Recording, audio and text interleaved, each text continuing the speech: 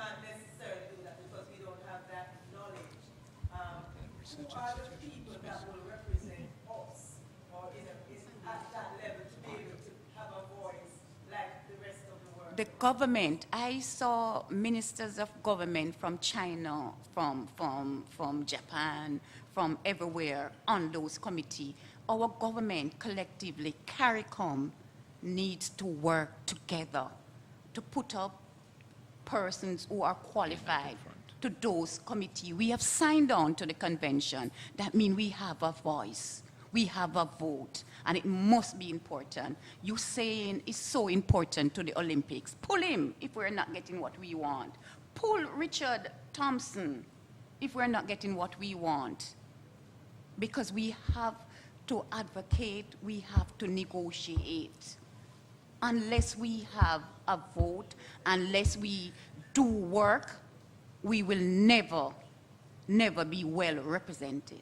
And when you are not well represented, you are at a disadvantage. Is there anybody in CARICOM that understands that? Because if it is at that stage, then who sits there that is going to understand that that person needs to sit and speak out? Who is that person? I mean, and when I say that, I'm not asking for a name, but is that What an level? understanding? Governmental level or education level? If I may, as I indicated earlier, we have a regional anti-doping organization. Now, Dr. Irvin has alluded to the need for unification of the region, and there must be that. There needs to be more of a movement on the ground. We do have representation. Now, to the best of my knowledge, Jamaica is not part of the Caribbean RADO. So we've started. We need, now if we're talking about everybody's in it together, where is that? So we ourselves as a region do need to fix ourselves, because we have an organization called the Caribbean RADO. Now I'm getting from, because this is the first time I've met Dr. Irvin, I'm getting from the sense that there might be some resistance to being part of the RADO, the Caribbean RADO, simply because we were, as a country I would imagine, you were not prepared to just have the thing coming from the top down, and you wanted some say as an end user, I would refer to it, in what will apply to us. And I'm saying all well and good. We do have a lot of powerful bargaining chips, as you rightly identified. All right, when we can get 1, 2, 3 in a 200-meter male sprint event, and at the pinnacle track and field event in the world, we do have some bargaining power, but it has to be a united front. And when we start off with a Caribbean RADO, with one of the more powerful players being a part of it, then we lose some of our sting. So on the ground, there's a need for education. This whole conference speaks to the interdisciplinary approach, and we've alluded to it here at the table. We need the legal approach, the scientists on board, the doctors on board, the coach, the athlete. We need to have the voices united and saying, here's what, this is what we want this to look like. This is what we are prepared to operate under, and we go forward together. But we need we need some movement on the ground, definitely. So as both Dr. Irvin and Judith alluded to, when there was the call for contribution, we were fairly silent. And in the main, we've settled to just be a spectator in the main and not be more participatory. And so we have to just accept. I don't know now the legality with a code that has been signed off on and is due to come into effect in 2015, how much change can be affected now.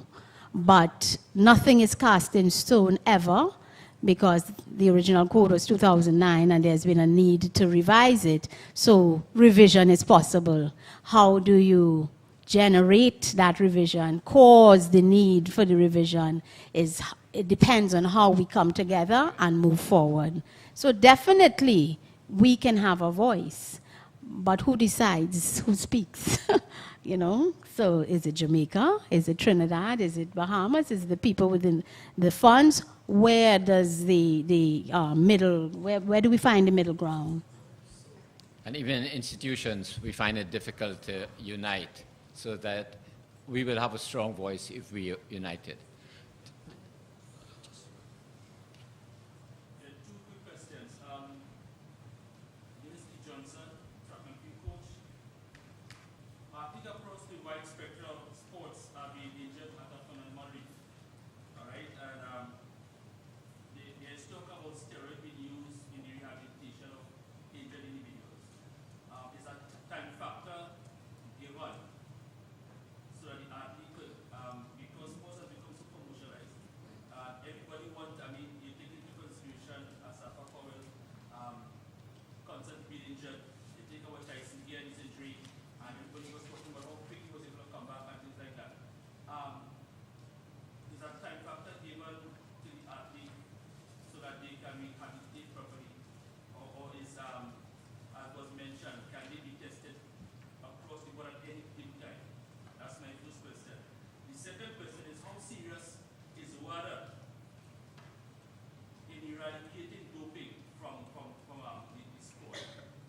Because we have, for instance, the case of the great Moise Green, all right, his name popping up over allegation of collecting some drugs. And what he said was, I was just collecting it for some of the guys. And Otto had to say, mention who the guys are. All right, I know that he's an IWF ambassador for track and field. So I'm asking, how serious are they really in eradicating it? And some people are prosecuted to the letter, and others get away with a slap on the wrist. The first question, when you talk about injured athletes and the use of, when you use of steroids, it will not be androgenic steroids that most people will use, and it will have to be chronic injuries that you would use corticosteroids. Corticosteroids are also banned within a time limit. So what most doctors will try to do is try to avoid using corticosteroids, use of steroids, the corticosteroids, as local injections. They will try changing of training methods, because a lot of time the injuries occur because of lack of rest periods, and by same overuse, trying to do too much too soon. So it has to be a reevaluation of the athlete, his training program, his nutrition, and every aspect of it, rather than just trying to get him back on the field of play at any cost, as soon as possible. And you will find that happening because of demands of the athlete or demands of coaches. And this is where somebody strong will have to stand up for the athlete. Second question. WADA is referred to as the World Anti-Doping Agency. What that means is that it's the combination of all the countries that have signed on to the Convention Against Doping in Sport. Each country has a duty to ensure that they support the fight against elimination of doping in sport. WADA is just the overarching agency, so that for Trinidad and Tobago, we made the first step of passing legislation. We also have out-of-competition testing. We also have in-competition testing. So WADA for itself cannot do it. It is each government that has signed on to the convention that has the duty to ensure that their athletes comply with the rules and regulations set down by the code. To talk about the Regional Anti-Doping Organization, there are 16 member countries in the Caribbean, Trinidad and Tobago being one of them. And it would be interesting to note that out of the other regional anti-doping organizations in the world, this particular organization is very active and was actually mentioned as being so. So that the Caribbean, even though we are small, we are making a dent in terms of preventing or eliminating doping in sport. We are hoping that we no longer have any violations. But what we are doing right now, we are having several educational outreaches at major sporting events. We started very actively last year, January last year. We have held 7 to 10, I think, major booths thus far. We targeted track and field. We went to badminton. We went to the international rugby tournament in Tobago. So we have been trying to reach athletes as far as possible. The problem is that the athletes, the entourage of the athletes, the entourage consisting of parents, coaches, trainers, physicians, they must all buy into what is being done. So WADA of itself cannot eradicate doping in sport.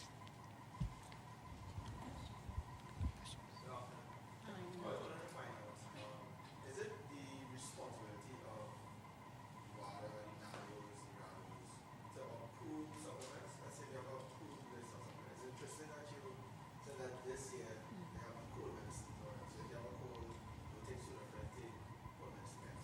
But is it something that, at least in terms of investigating that, because you hear, just in case in clear ignorance, if we have a list, because we go on the internet and get something from Russia and some supplement and make it stronger. Can we make some approved list and say, listen, outside of this, if you order that thing, then you cannot be ignorant because we have this list and that is will also form part of the education. There is a disclaimer on the WADA website. They don't approve supplement. They don't approve supplement. It's at your own risk. They don't approve supplement. But I mean, so that's my question. So if they say that it's up to the athlete, because I was just looking at the prohibited list. I'm fairly intelligent. I have problems pronouncing some of the words. No, it, I find it saying if they say athlete, it's up to you. It's your fault. And what that's what is that? So I just think it's kind of difficult. So to turn it on the athlete, fine, yes, it needs to be educated. But if you WADA, NADOs, IRADOs, are the ones who have the knowledge and the education and they notify it with the chemists, should they start thinking about taking up that responsibility? Well, there is a disclaimer. What you is education. I think you know by the end name of certain thing. If you see a ENE, if you see a 1, you know that it might be a steroid. You know, if you see anabolic, if you see somebody muscular, you stay away from it. So we as scientists have to give you a warning sign, you know, red flags. If you see something coming from certain region, like probably China, India, you have to be careful because it might be manufactured in bulk and it might be contaminated. So it's our responsibility at the university, I feel, to guide you based on our research. and one has to be very careful about the evangelists also that we spoke about. You have had athletes, high-level athletes, who are advertising certain drugs that are banned drugs. You hear about drugs that have plus in it. Be very careful with any cold medicine that has plus in it, because plus tend to carry pseudoephedrine, mean that it has pseudoephedrine, and pseudoephedrine is a banned drug. So one has to be very careful about the evangelists every now and then when you listen to what people say. But I understand the question because I'm involved in it to a certain extent, and I don't ever claim to be scientist or medical person. And there really is a need for a list that's in layman's language, plain English, so that you don't have to be have a BSc in some sort of chemistry to be able to understand what, you know, this may be found in this, the other. And I understand exactly where you're going in terms of as if we do have a NADO, if we have a RADO, more so a NADO, because then you'd have someone on site, someone local, known to everyone, and you say, listen, I'm having difficulty here, let's go see Dr. Ali. Because he is the medical expert, the chemist on the NADO, and he's been identified as a person, if you're having difficulty at all on analyzing or determining, this can be your guide. But fundamentally, yes, the athlete is responsible. It is the fundamental principle.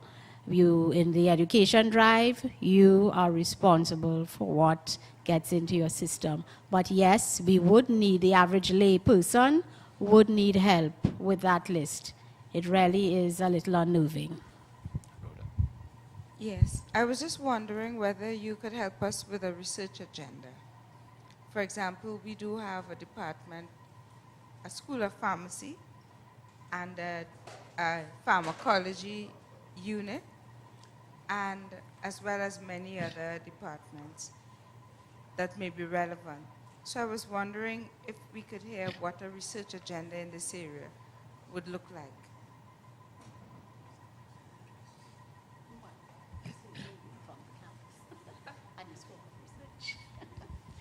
You're the biochemist.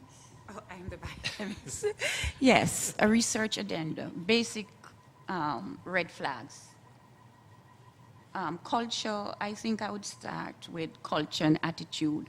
Why do we dope? Who do we need to flag? So we look at those persons and find out what they understand about doping and just use small questionnaire surveys, go into school